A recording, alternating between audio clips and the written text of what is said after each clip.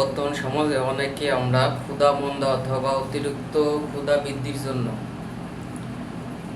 আমরা বিশেষ করে হেলপিট অথবা এই ধরনের অতিরিক্ত ক্ষুধা বৃদ্ধির জন্য প্লাস শরীর স্বাস্থ্য ভালো করার জন্য এবং স্কিনের উজ্জ্বলতা বৃদ্ধির জন্য অনেক সময় ফার্মেসির লোকজন আপনাদের একটি ভুল তথ্য দিয়ে থাকে অথবা অসৎ ব্যবসায়ী একটি ভুল তথ্য দিয়ে থাকতে পারে।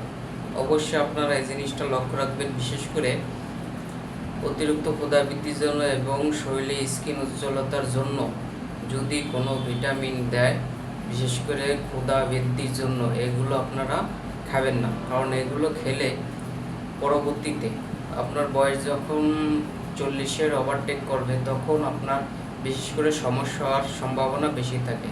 তখন বিশেষ করে এই ক্ষুধা অতিরিক্ত বৃদ্ধি করার ফলে আপনার শরীরে লাংসে পানি জমে এবং কিডনিতে পানি জমার সম্ভাবনা থাকে।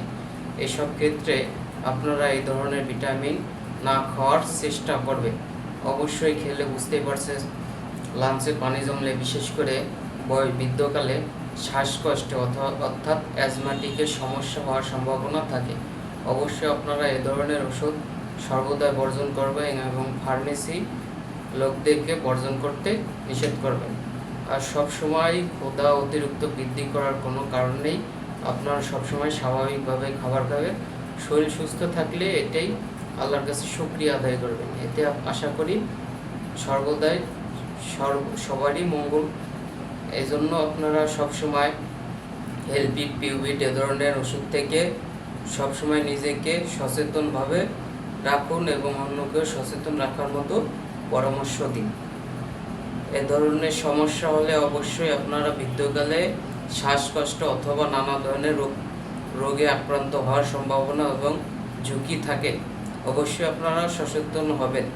অতিরিক্ত ক্ষুধা বৃদ্ধির দরকার নাই, স্বাভাবিকভাবে যতটা খেতে পারেন পুষ্টি জাতীয় খাদ্য খাবেন, পুষ্টি শর্করা এ ধরনের খাবার বেশি করে খাবেন। এতে আশা করি আপনার শরীর সুস্থ থাকবে।